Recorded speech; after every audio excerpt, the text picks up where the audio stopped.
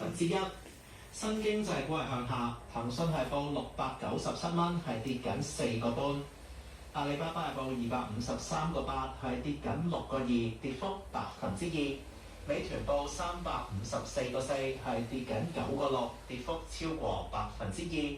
小米集團報29個3毫半，係跌緊2毫半。Tesla 上季嘅盈利差過預期，汽車股係下跌。吉利汽車係報30個1毫半，係跌1個5毫半，跌幅5%。